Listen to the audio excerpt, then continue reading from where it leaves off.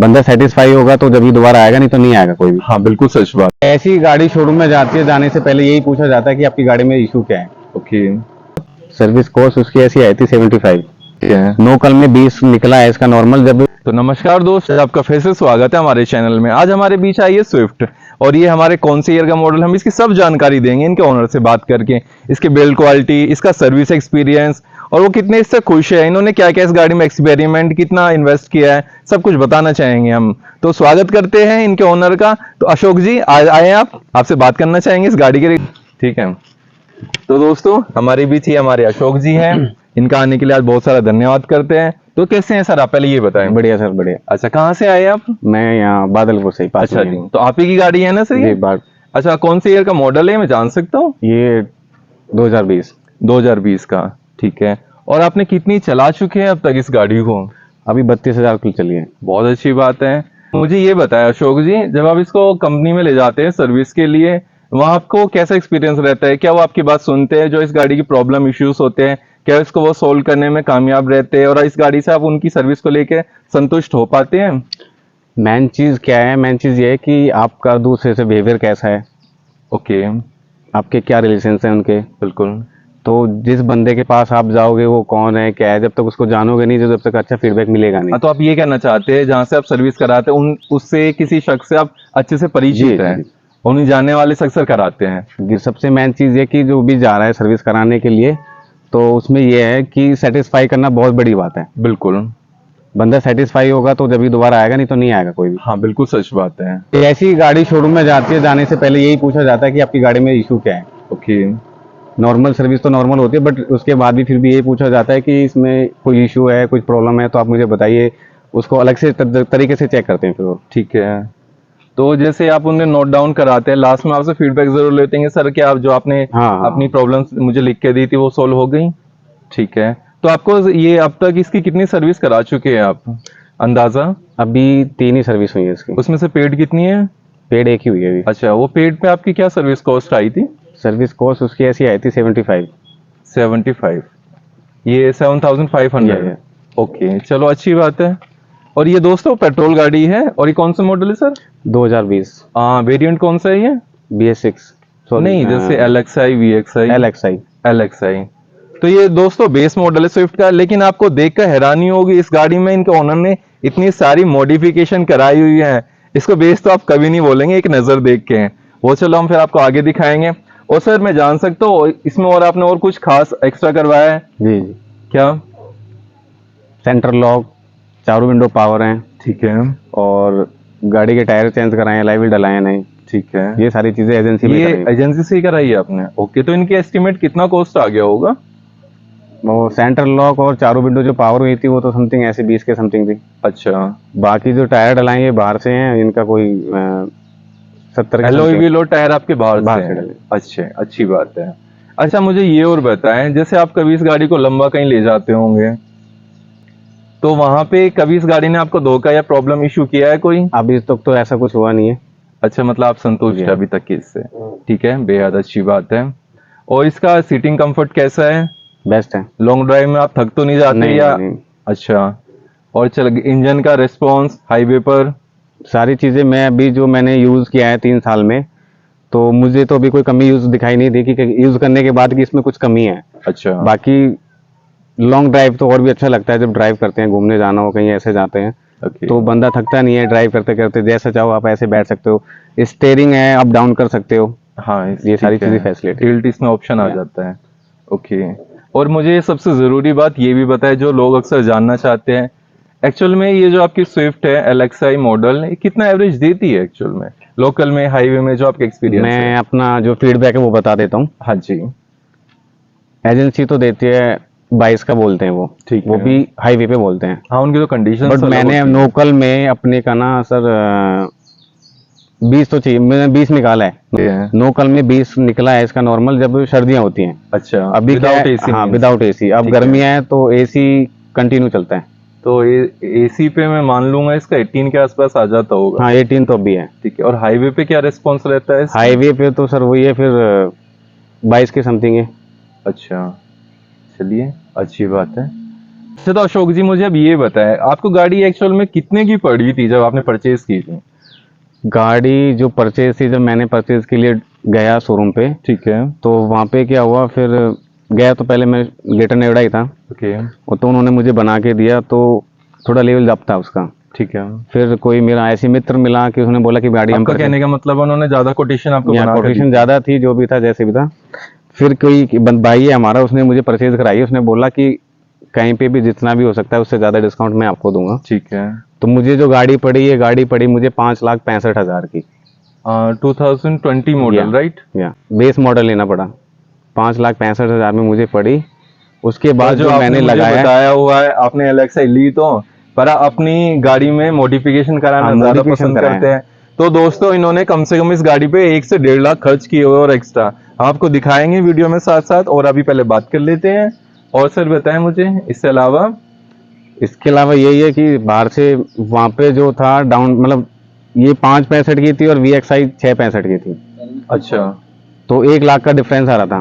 नहीं है, वो तो अच्छी बात है। हाँ, तो हमने वो क्या सोचा कि हम बाहर से करा लेंगे, बस जो चीज़ें बाहर से वो बाहर से कराई, जो एजेंसी से वो एजेंसी से कराई, सेंटर लॉक हुआ, चारों विंडो पावर हुई, तो ये एजेंसी से करानी पड़ी। अब ये जो टायर डलाए हैं, एलॉय व्हील डलाए हैं, तो ये बाहर से डलाए हैं। ठीक है।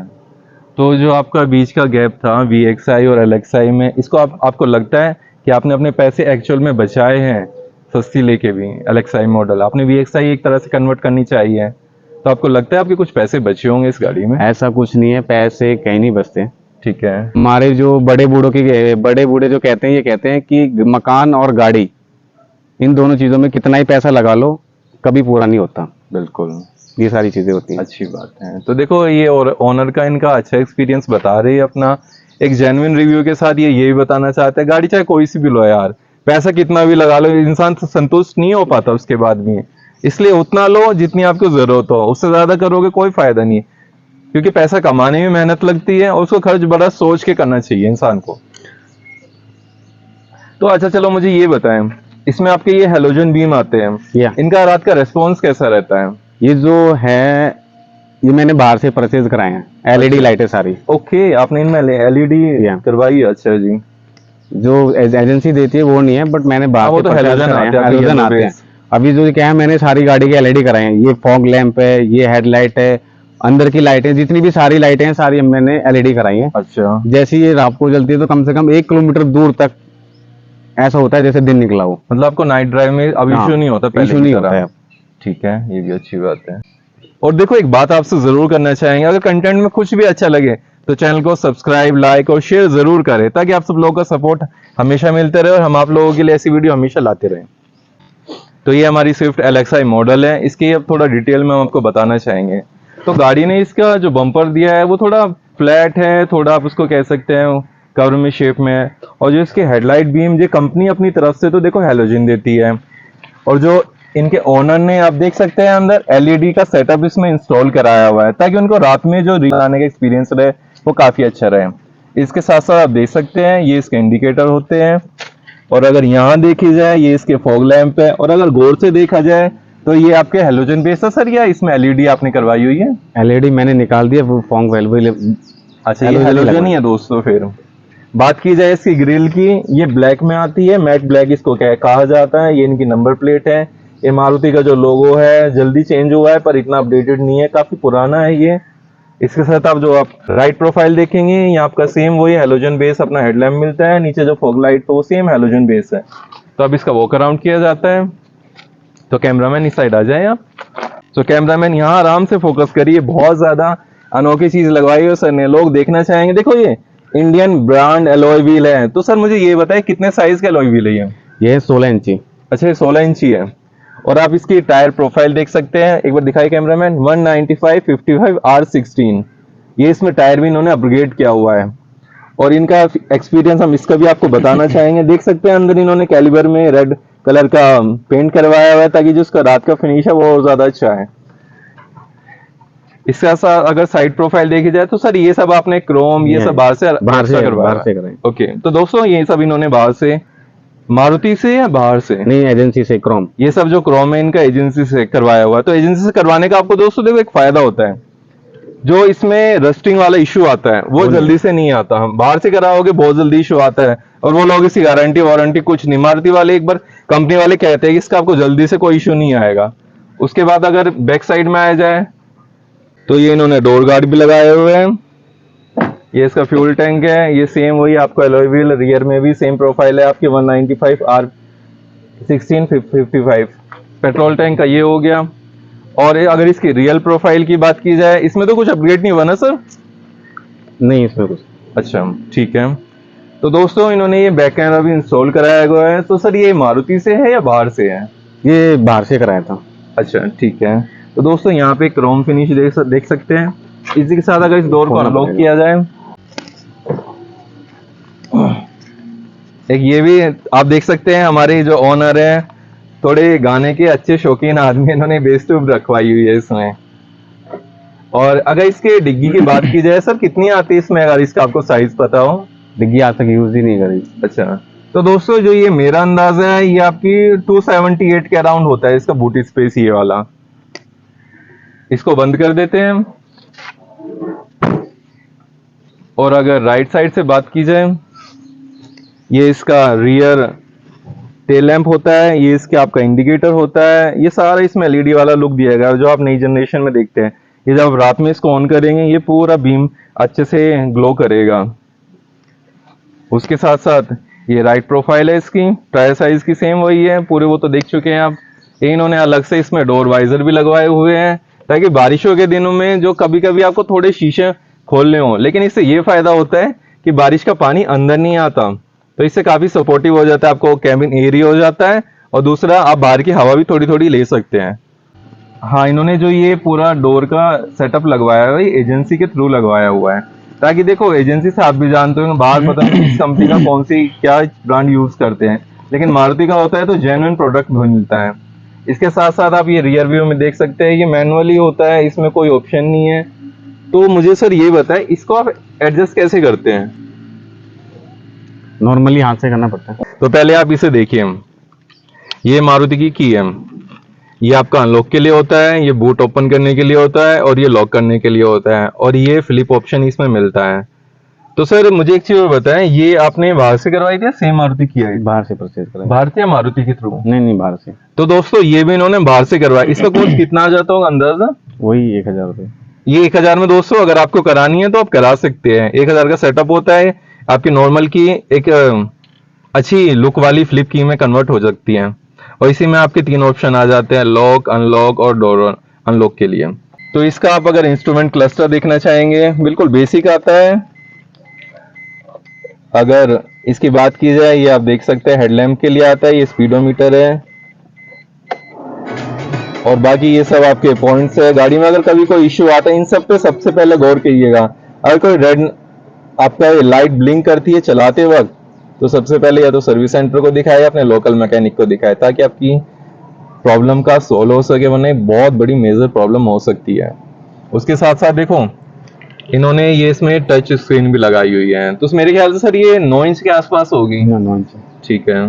ये इसका एयर को डायरेक्शन चेंज करने के लिए होता है, ये एयर की स्पीड के लिए होता है, ये एसी ऑन ऑफ करने के लिए होता है, और ये इसका हीट और कूल को एडजस्ट करने के लिए होता है। सर्दियों के दिन में आपको जाहिर सी बात है हीट करेंगे, और गर्मियों के दिनों में कूल करेंगे। ये इसके दोनों वेंट के लिए होते हैं, यहाँ से अंदर की एयर को ये सर्कुलेट करता है, और अगर बाहर से चाहिए होती है ये करता है। लेकिन इसको जनरली कम चला है, क्योंकि अक्सर पोल्यूशन की वजह से आपके रेडिएटर चौक हो जाता है, और अंदर जो कॉइल होती है गाड़ी में वो भी चौक हो जाती है। और इसे करेंगे आप तो जाहिर सी बात है आपको जल्दी गाड़ी ठंडी मिलेगी। इसके साथ बात की जाए, अगर इसके इन्होंने ये भी बाहर से एक एक्स्ट्रा लगवाया हुआ है, तो देख सकते हैं इसमें काफी स्पेस है। 1-2 आप मोबाइल कैरी कर सकते हैं, छोटी मोटी चीजें। ये इसका हैंड ब्रेक हो जाता है, ये इसका मैनुअल गियर हो जाता है। यहाँ पे 2 आपके ग्लास होल्डर आ जाते हैं, यहाँ 1-2 फोन या कुछ अपना छोटी मोटी कैरी चीज रख सकते हैं।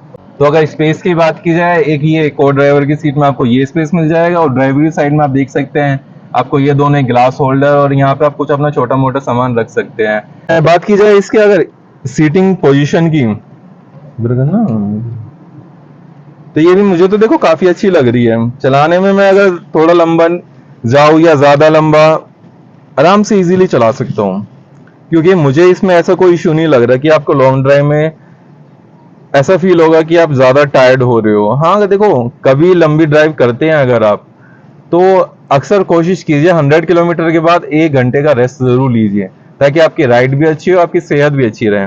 ये इसकी को ड्राइवर की सीट है। अब आपको बैक सीट दिखाते हैं। देखो, ये मेरी सीट के अकॉर्डिंग बिल्कुल एडजस्ट है, मेरे पैर भी बिल्कुल सही आ रहे हैं। अब आपको पीछे की सीट दिखाते हैं।